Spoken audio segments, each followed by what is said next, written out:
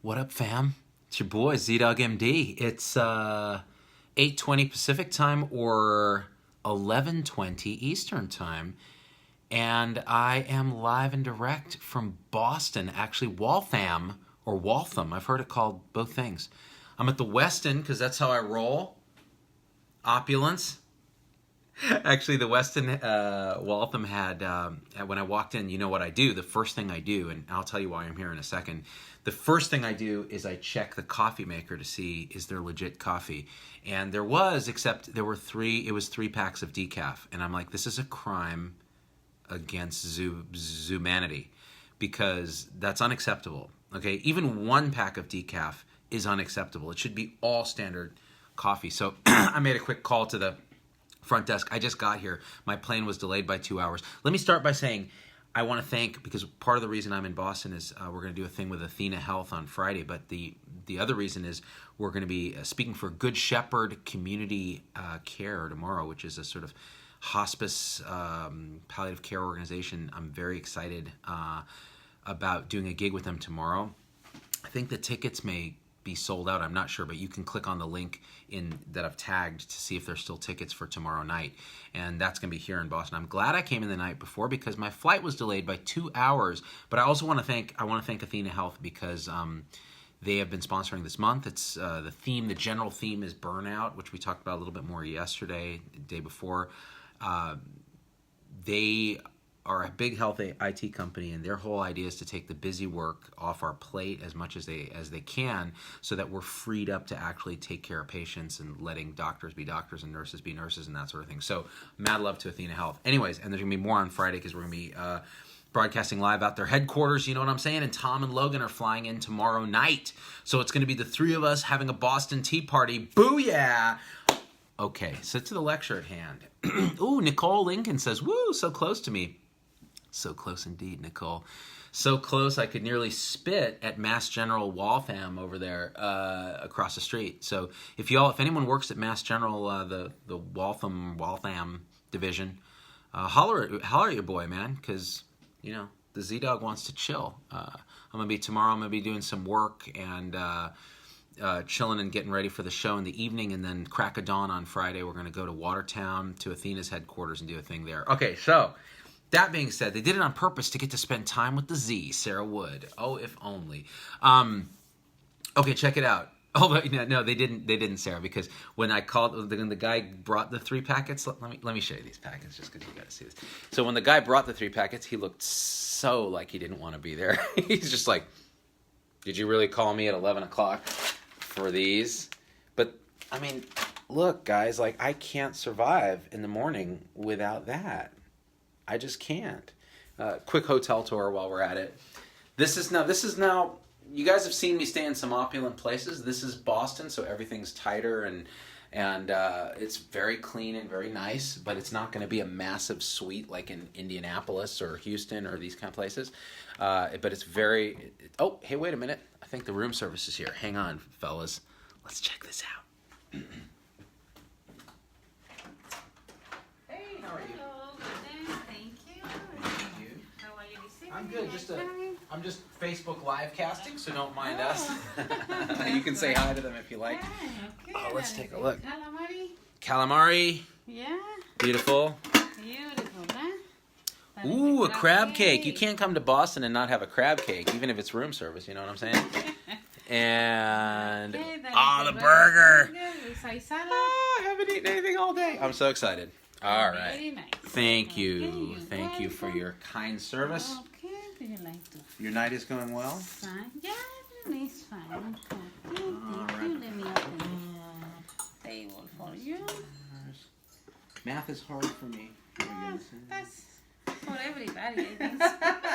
Thank you for making me feel better. There you go. Okay, thank you so Thank much. you. Enjoy. Have a great night. You can follow. Just leave it outside. I will do. Thank you. Thank you. Thanks. How bubbly and pleasant was she? So that gets to the heart of the conversation I want to have today, which is communication in healthcare, but outside of healthcare, it can be a model for how we communicate in healthcare. I just got some pretty dope room service. It was very fast. The ordering process was pretty clear and transparent. They set expectations when it was going to come, and they actually met the expectations. And she was pleasant. We had a easy and unscripted feeling communication, and that's how it ought to be. So today, when I pulled up to McCarran Airport in Vegas, planning to get on my 12 o'clock flight to Boston, I got there my usual 40 minutes early because I'm TSA pre-check, so I usually just walk right onto the plane. I time it so that I'm walking up to the line right as they're boarding, and I walk right on. And I pride myself on this. Well, today I walk up, and the app for JetBlue didn't update, even though I kept checking it, because I always check to see is the flight delayed, whatever, because then I'll come a little bit later, but not too late, because sometimes they'll move it, right? So I show up, the board says flight's delayed for 2 hours till 2 o'clock, and my app says on time. So I go to the lady at the front, and she was like, nobody knows, it's all an estimate. Right now it's estimating 2-hour delay. So she was kind of rude, and I'm like, okay, that's cool, whatever. So I sit down, and I'm confused. I don't know when we're going to board because the woman wasn't very helpful. So check this out, and you almost never hear this happen. It kind of blew my mind. I'm sitting there. I have my noise-canceling headphones on. I'm doing some video editing on my laptop, and because I want to release a version of the Silent No More video, Say Something, with the female harmonies really mixed in on Facebook instead of just YouTube. So I'll probably release that tomorrow morning on Facebook because I think it's powerful with the female vocals. I was Dr. Michelle Legrone. She's a psychiatrist, and she can sing like nobody else. And so those harmonies will make it really nice. Anyways, I digress. So I hear this, this is Captain Edwards, or whatever his name was. I'm in the boarding area for the flight. We're not on the plane, okay? It's a 2-hour delay, but I'm not sure, right? The captain goes up to the desk and makes an announcement, gets everyone's attention in the whole area. And he's like, yeah, I figured I'd say captain because y'all might listen a little more carefully. Anyways, look, nobody's more bummed about this potential delay than me because I'm getting home to my family too. So here's the deal. I'm going to try to be as transparent as I can about what's going on. There's some weather on the East Coast, and when that happens, air traffic control gets its panties in a bunch. And that's okay because they're trying to keep us all safe, but we'd all like to get there as fast and safely as we can. So here's what I'm going to do. I'm going to push back on them and see if we can't get this bird in the air so that the delay isn't too long. I'm thinking the worst case scenario that I see right now is a 2:30 departure, which is 2.5 hours late, assuming they don't cancel the flight, which of course we would like not to assume. I just want to put everything out there because I want you to know that we're trying our best and that the flight crew actually has an incentive to get back to Boston just as much as you because we like to see our families. So we're promising we're going to do our best, and if you can hang tight for a little bit longer, maybe go have a bite, you can step away from the gate because it's going to be a while before we have an answer. We promise we'll keep you updated. And then he came back an hour later and said, well, our worst prediction is true. It's going to be 2:30, but that's better than the flight being canceled, so thanks for your patience. And you should have seen. So the whole crowd, okay, they've just been told there was a 2-hour delay for the first announcement. They start clapping for him at the end. Why? Because he took the time to do something that pilots don't normally do. In the sort of boarding area, came out and communicated with his constituents, with his patients, if you will, and set expectations, made himself look like a human being with a face attached and a voice attached, and said, look, we're kind of all in this together. We'll do our best, but I promise I'll be as communicative as I can. And you could feel a collective sigh of relief. Even though the news wasn't great, everybody kind of rallied and said, this is awesome. At least we know from the top what's going on. How often do we see that in healthcare? Almost never, right? Because we're so busy, and if we're not busy, we're forced to follow stupid scripts. And if we're not following stupid scripts, we're getting yelled at by patients who are angry or withdrawing or sick or having the worst day of their lives. And our communication often falls apart, especially with our own colleagues, right? So could we all learn a little something from how this captain set a tone and a communication style that got everybody engaged and probably bumped up his, quote, patient satisfaction numbers just by communicating. He wasn't promising anything. He wasn't kissing anyone's butt. He wasn't trying to treat a hospital like a hotel. He was just saying, here's my expectation for what's going to happen, and we're all in this together, and we'll do our best to communicate. That's really it. That's really all it took. And that was enough. Now imagine if we could all take a second to try to do that with our patients, with each other, and with our doctors when we're a patient. Just set expectations and communicate as clearly as we can. It sounds easy, but it's a lot harder sometimes in practice than all that. So what I learned wasn't that we boarded the plane 2 hours later. We were 2 hours delayed. I got in at 10 p.m. Eastern instead of 8 p.m. Eastern. And that's fine. Now, you want to see communication fall apart? Here's how communication falls apart, and we've all seen this in healthcare. I had a ride from the airport, so some limo company picks me up. We all know that I have bad luck with limo companies. Once in Chicago, I did a live cast from the back of a limo where I was rear-ended on the freeway. This was great. The greeter meets me at the baggage claim as advertised. It's a young lady. She grabs my bag and walks me up to the area where all the limo guys are driving. Now, it's pouring rain. That's why there were delays, because Boston had some bad weather. And so as we walk up, there's a driver there. There's a bunch of drivers all holding signs. I don't see my name anywhere. I looked. This one driver without a sign goes, "Oh, hey, how you doing?" Shakes my hand. She hands me off to him. We get in the back of his Chevy, whatever the heck it was, Suburban. And he's being really polite and going through a script clearly and doing his whole thing. We start driving off. Never once does he ask me what my name is. Never once does he ask me where I'm going. So about a minute into the drive, we're still in the airport. I say, "So we're going to Waltham, right?" And he goes, "Yeah, Beacon Street. We're going to Beacon Street." I'm like, "That doesn't sound right. How far away is Beacon Street?" "About 15 minutes. I think Waltham's more like 35, 40 minutes. So I think I'm in the wrong limo." "Oh, really? Wait. Oh, no. I never asked her who you were." Turns all the way around, apologizing, goes back. Then I find my driver, who was hiding in the back with a sign of me that I couldn't see, and goes, "Oh, I don't know where you were." Well, I kind of walked up and said my name.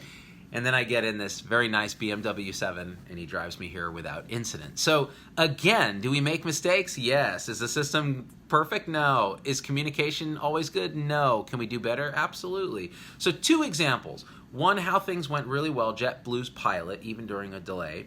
And one where things did not go so well, the limo driver from the airport. But it's still because I decided to communicate, which normally I like to involute into my shell after a late flight and just hide in the back with noise-canceling headphones on, pretending I'm listening to an audiobook. I actually decided to connect, and that was enough to save me a 20-minute trip out of the way to somewhere, and my original driver would have been gone. So, that all being said, let's read some comments. Logan's laughing at me. "You asshole, Logan." You're going to be here tomorrow. You're going to see this place is a mess. Actually, we're staying at a different hotel when we're going to be working with Athena. So it'll be a different part of, it'll be Watertown. So I thought you were never taking a limo again because of Chicago, Judy Bailey. So it wasn't a limo, it was a limo company, but it was just a car. So it was just a BMW 7. It wasn't like one of these stretch limos that they had done in Chicago where I felt uncomfortable in the first place because I'm not that sort of person that wants to be in a limo. Like I've done it once or twice and I'm like, nah, this is overkill. I feel like I'm like somehow contributing to the destruction of the world by sitting in this one individual person in this limo. Sarah Ryan, my son had blood work Monday, got his results online, have yet to hear from the doctor to explain results, not an actual doctor or nurse practitioner. Well, whether it's a doctor or a nurse practitioner, there ought to be communication, and that's a key thing. And it's hard because we don't have great processes sometimes for following up on inboxes and results, and we all know this is true in healthcare. So should we be able to do better? Yeah.